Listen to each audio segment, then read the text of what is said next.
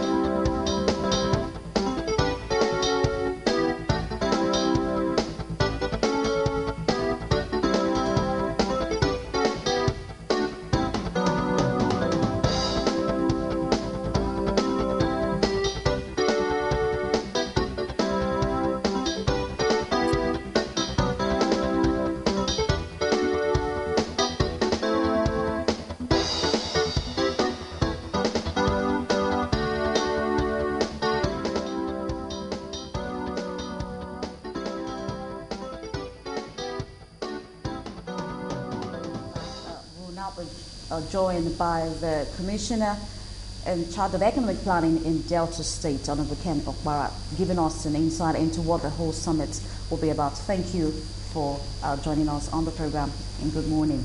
Good morning. Now, this is the second summit that will be held by this region. What do you think is the purpose for the summit? Okay, the purpose is flowing from the theme. We're looking at economic development of the region. The regional integration we're looking at for is meant to be showcased through this summit. And investments is the key to development of the economy. But while looking at the investment aspect, we know there are challenges. And the challenges in the Niger Delta currently is security. So it is founded on these three keywords: development, investment, and security. This is also coming in no better time than when Nigeria is rated as the third growing country in the world after China and Mongolia. That is a good outlook for Nigeria. And you know, investors look at that in terms of projection. Where do they go to look for investment? And now we are showcasing what we have in the South-South. Definitely the eyes will be on this summit. Okay, we will get back to the nitty-gritty. Yeah. You mentioned development, investment, and security. Yeah. But let's look at the position that the South-South actually occupies in Nigeria. What do you think? It's it's actually the region that produces the oil that we import, that we export and also import into the country. Now, what significance do you think this will play for the development of the economy of the country? Yeah, what we are looking at in the South-South, we've been focusing so much on oil, you know. But we're thinking, why don't we look beyond oil and diversify our economies, you know, to other sectors like manufacturing, focus more on agriculture, and other things, And once you do that, the multiplier effect is such that the money, the resources flowing from the oil will still be there, but you have more resources that will be coming in from other sectors as a result of the diversification.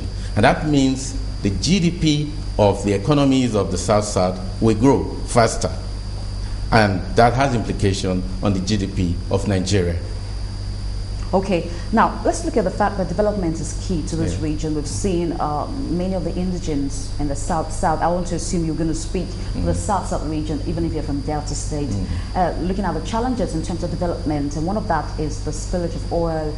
I don't know what the governors will be doing, though you may not be able to speak for all of them, for the governors, but as a commissioner who has been into planning of the state, what do you think this governors should do in terms of ensuring that development that they actually want to see carry out is not stalled by the reason of the environmental challenges that has been faced by the indigents? Yeah, the governors of the 6 states have been focusing on environment. We have a very dynamic environment ministries in all these states, and they tackle the issues of oil spillage, environmental issues, challenges that come from the oil production in this region with the oil companies. I think there will still be a focus on the environmental issues during this summit. And with that focus, there will be the way forward, recommendation on solution. And mind you, we're looking at the 6 states of the South-South working together as a team. And when you have that kind of collective efforts, collective intelligence coming together to look at an issue, you definitely have solutions that will be applicable and that will work and give a way forward to resolving issues of environment. Okay, let's look at the potentials for investment, because I know one of the essence of this summit is how do you bring in people, investors from all around the world to tap into the resources, especially those that have not been tapped into, and what areas do you think they should look at in terms of the potentials that the region has as a whole? Well, I think when you are looking at development issues, you look at which area of strength, where are the areas for which a region or an economy is strong. And then you focus on that before you now think of diversifying to others. If you look at the economies of the South-South, they are strong in agriculture. That's one of the bases. In Delta, for example, we have 60% of the population engaged in agriculture. And that speaks a lot of volume in the sense that you have the land in the region for cultivation of different crops. And then you have the population, to work on these farms, something like that. What they need now is financial support coming in through investors, either local or foreign investors into agriculture.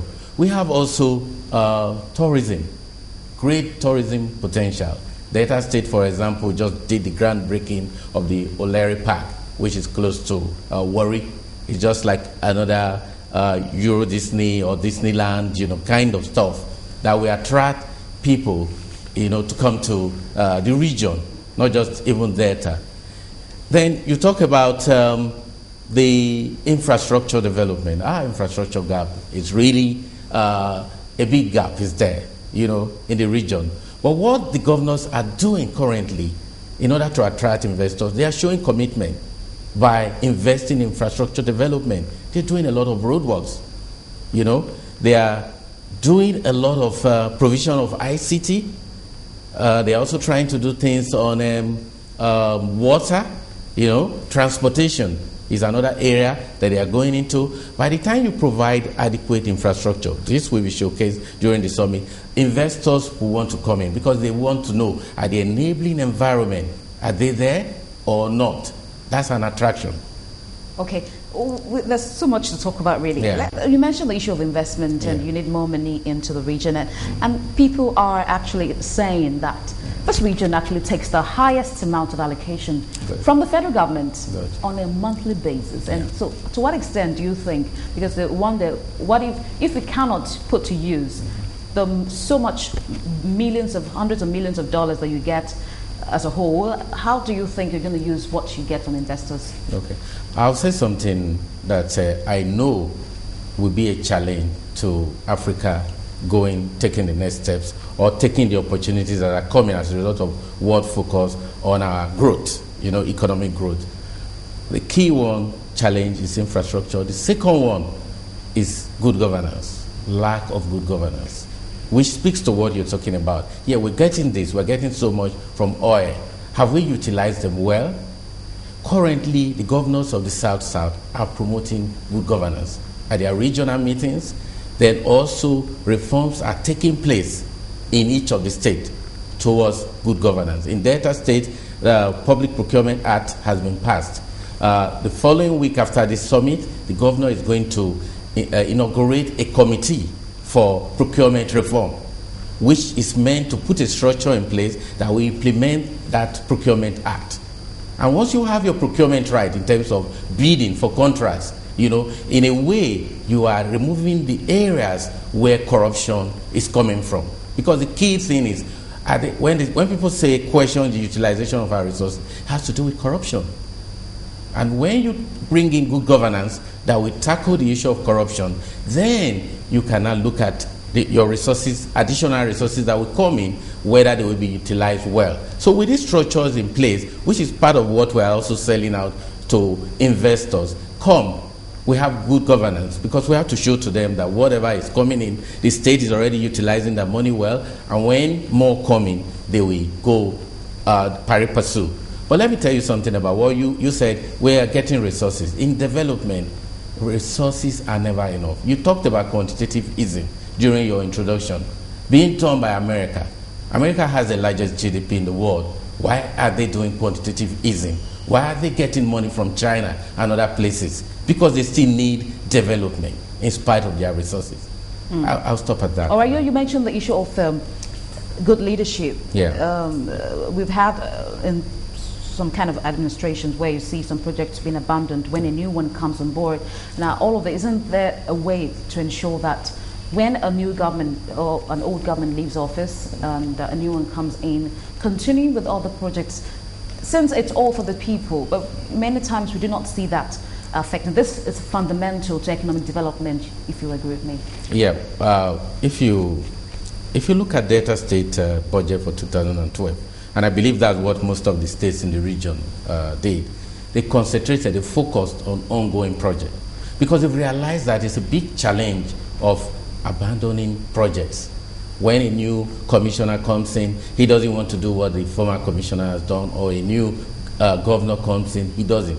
But the solution to that is to have the political will of the people behind your projects. Let this project be a bottom-up. The issue that concerns budgeting sometimes is a top-down thing. You impose project on people. If they don't have the political will, nobody even supports that project. So when a governor comes and says, I don't want to continue with this, everybody folds their hand. But once you carry the people along and you build structures in place, at the end of the day, when a new person comes, it will be difficult for that person to say, I want to do something, because the people will rise against you. This is democracy. Okay. Yeah. Now, you have a free zone in your Warrior Trade free zone that you're developing. To what extent do you think I guess you're going to sell, that's part of what you're going to sell to investors that you're trying to attract. Yeah. What do you think? What do you have for them? I think this is a model that China uses. This is the model of the special economic zones. China was 90% dependent on oil, just as Delta State and most of the states in the region. They went into creation of special economic zones and industrial clusters as a way of diversifying their economy from solely reliant on oil to manufacturing and other sectors of development. They did this in 3 decades. Right now, oil is only contributing 22% to the GDP of China economy.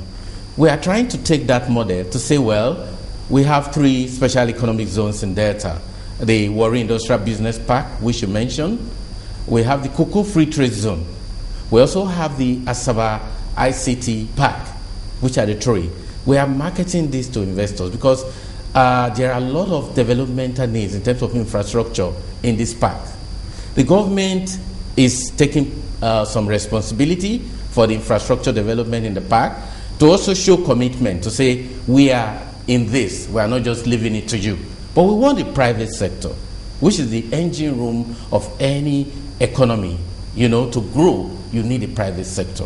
That is why we are reaching out to say, to tell investors, both foreign and local, that we have opportunities here for you to invest. We've done the pre-feasibility for these zones, which shows that they are viable if you come to invest.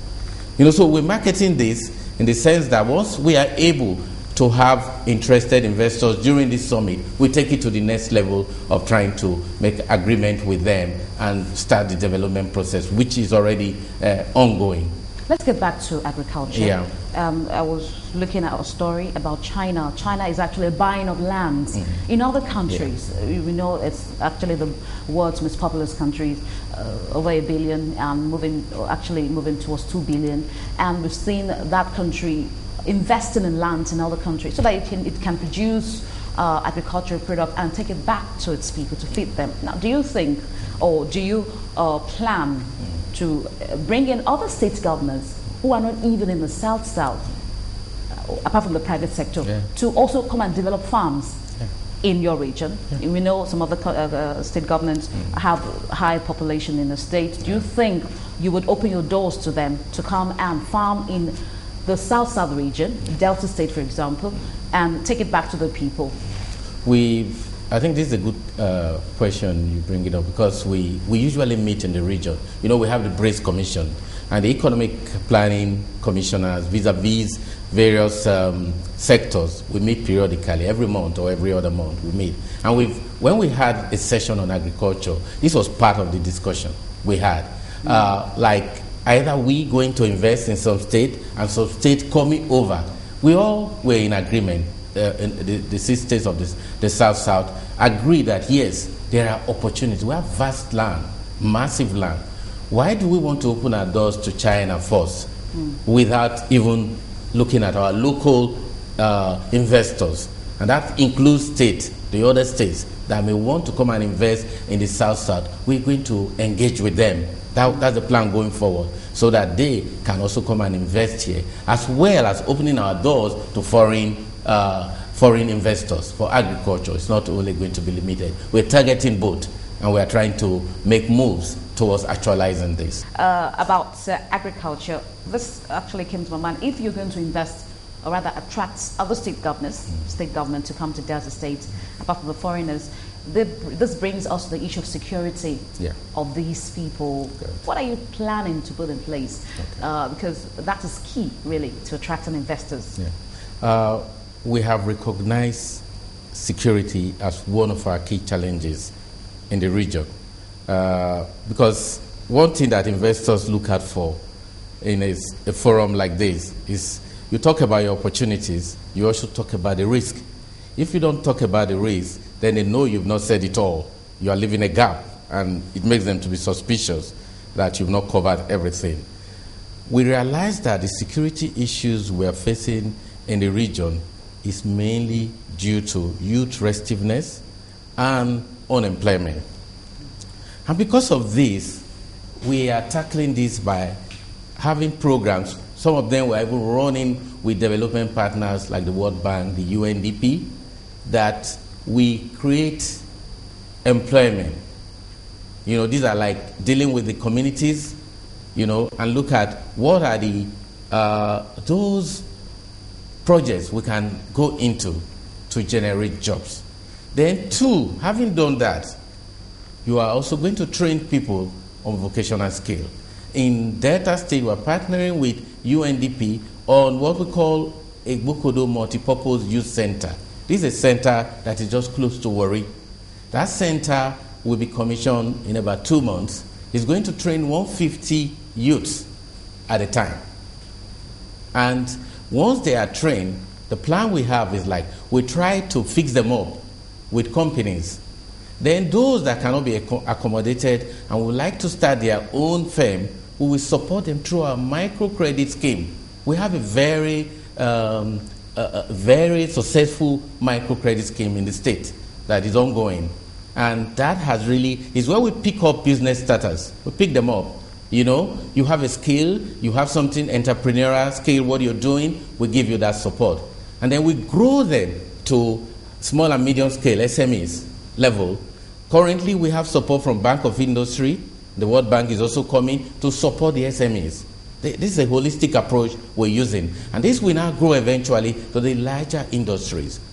You know, so we have a plan for the youth to give them support through the microcredit, fix them up with job. By the time you do this continuously, because it's a scheme that will be ongoing, we hope to establish more of these centers. This is a pilot in other towns, you know, in the state, so that we can pick them up, the youths, train them. That will reduce the crime. And then also, once you create employment, we have a program, a C4 program we're doing with the World Bank. It's mainly for employment.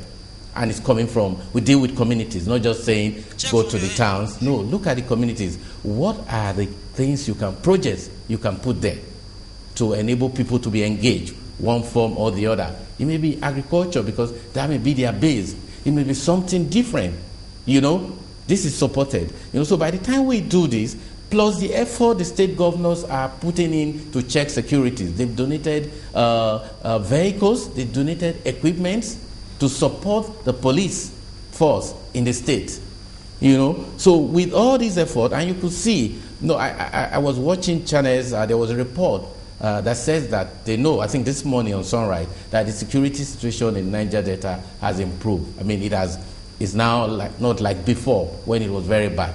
That is the effort the governors, the state governors are making, as well as these other intervention measures that I just mentioned. Okay, there is a link between education, poverty, and welfare of the people, which I think if those who are making the state or the region insecure, if they have the necessary education and are given the welfare that is important for their daily lives, they would perhaps desist from what they do at the moment. So what do you think you would do in terms of welfare and education? You mentioned vocational skills that you're trying to give to your people. What else do you think you would do for the region as a whole in terms of welfare of the people, which is very important for them? Yeah.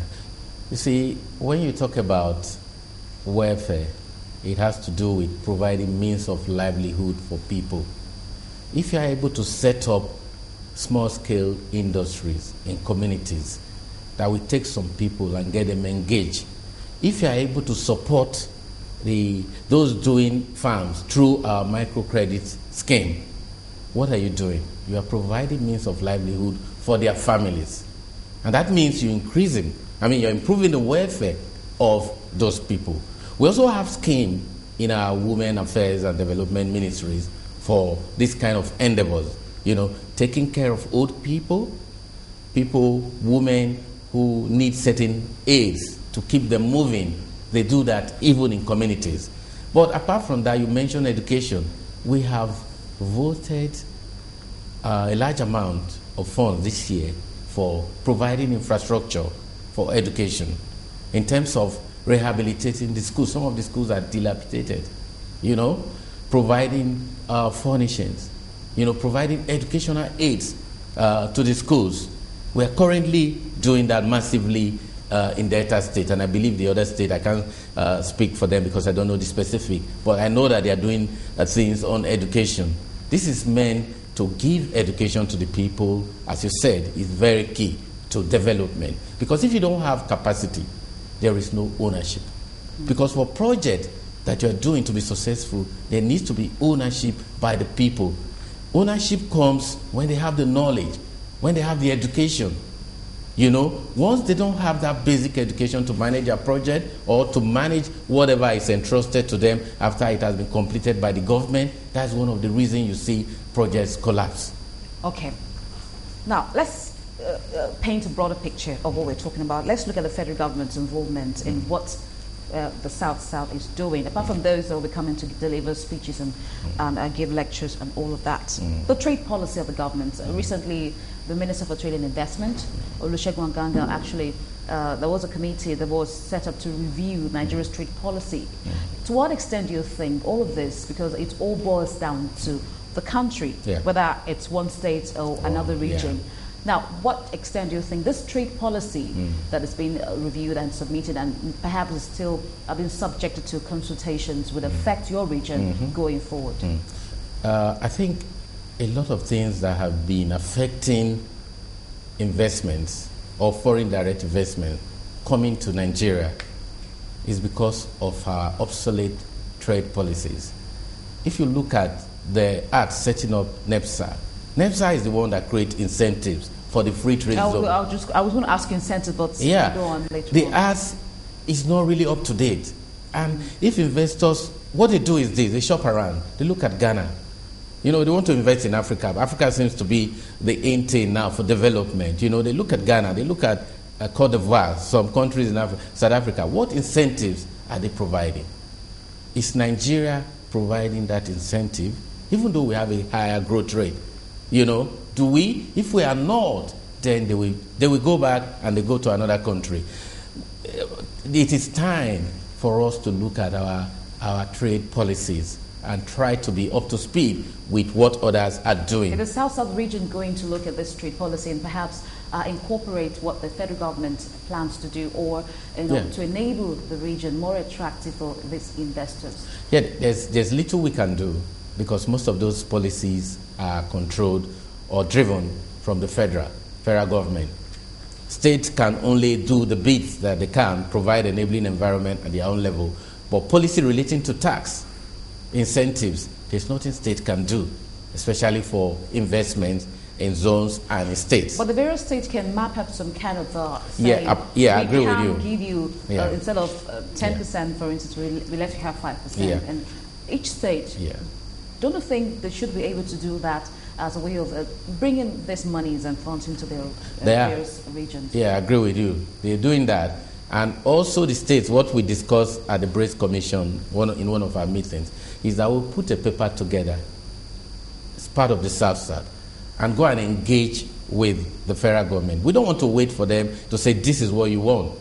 It should be also a kind of bottom-up approach. We South-South meeting and look, what are the things? We are the one producing the oil. We want to diversify our economy. We want to attract people to come and invest on areas that states have the liberty to control. You know, we have to look specific. What are the things that are affecting people coming to the South-South? And what policy is triggered that can be utilized, you know, to attract and resolve those issues, attract investors to come. We're working as a team on that.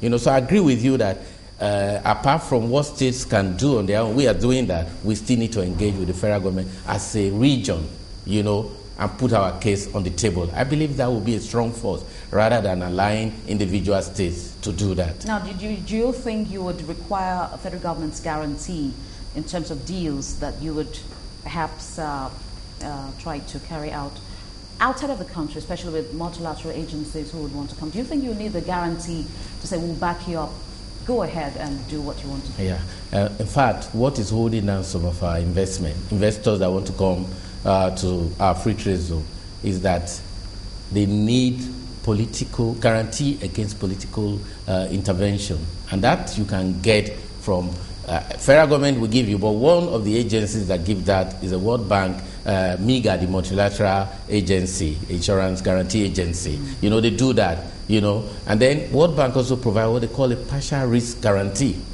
So if you are working, the states can liaise with them through the federal government, because you can't do it alone. You have to work through the federal government. So these are some avenues that we need.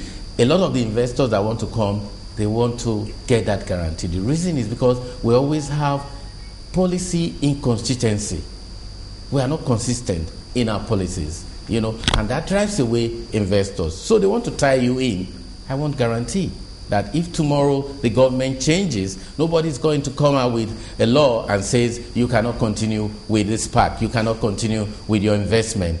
And that you can only get from the federal government. So I think it's a good point you made. It's something that people need to even know. Not many people are aware of that you can get these guarantees to enable you tie up your agreement with investors and also attract them. It's actually a bit. You need to put it as part of your proposal that you're giving to investors to say, we have guarantees that could be gotten, and that will strengthen their confidence. All right. How much are you willing, or from your projections, how much are you planning to attract into this region? Well, I think can you put that into? No, we've not really. We're doing something now with DFID. DFID is helping us through NAIF, one of their agencies, to do some of these things for us, to work out in the South-South. What do we really need? What are our infrastructure gap? Okay? How much do we need to do this? What are the things we need to properly diversify our economy in terms of investment? You know, we're doing that. But for the park, like the Warri Industrial Business Park, the Cocoa Free Trade Zone, we are doing the feasibility. They are at final stage for some of those zones, but Warri is ready. So we should be able to say, this is how much we need from investors. But as a region, we're working on that. I believe that maybe in a few months' time before the year end, because we've had some engagement with them already, and they're planning to come and start something like that, we should be able to come up with a figure. But I know it's in billions of dollars. You can't say it's not a small thing. Africa, you recall, there was a study done by World Bank where they said that Africa needs $93 billion per annum to meet the gap. But out of this, the government is already providing, the government of sub-Saharan Africa are providing about 40 billion. Then there's wastages. Even we here in our state, in the South-South, we have wastages, inefficiency in infrastructure. In Africa, it came to $17 billion per annum.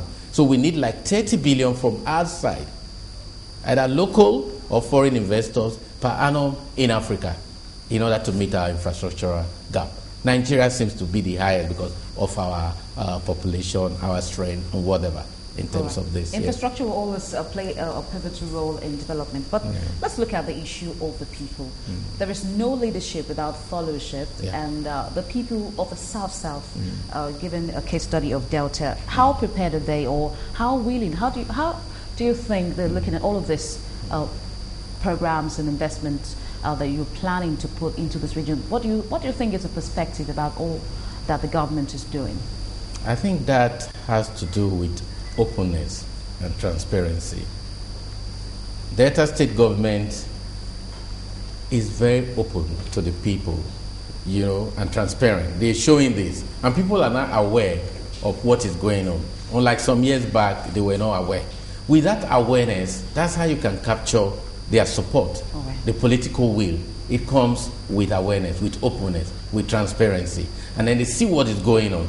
Also tell them about where you have challenges, where you have failed. If you are open to them, then you carry them along. And at the end of the day, you won't have issues with getting the buy-in of the people. But right now, we will hook up with the Nigerian Stock Exchange, as David Abdorin is online to talk to us on the state of the equities market. Good morning, David. It's a great pleasure. Good morning. I'm happy being with you on your broadcast from Asada. All right. The equities market is open, and the offset index is up right now by 0.12%. I'd like to run through the various sectors of the market. Food and beverages is up by 0.05%. Energy is up by 0.11%. Oil and gas is unchanged.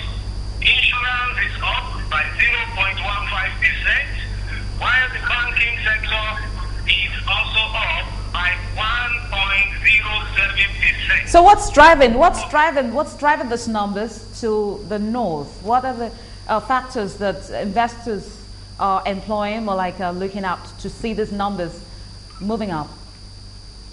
This particular period of the year is when the market becomes upbeat, because most of the results are actually released around this time, and we don't have very strong fundamentals driving the market.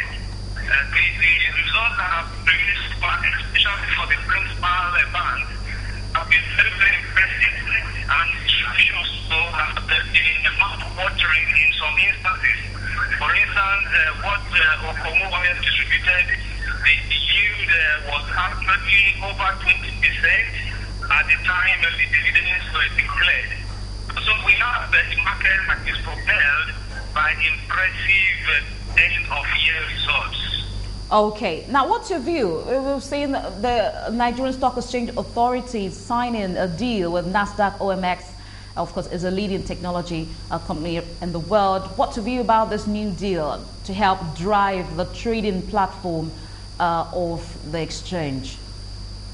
It is a welcome development, and market observers are very happy with the development. Very, very robust.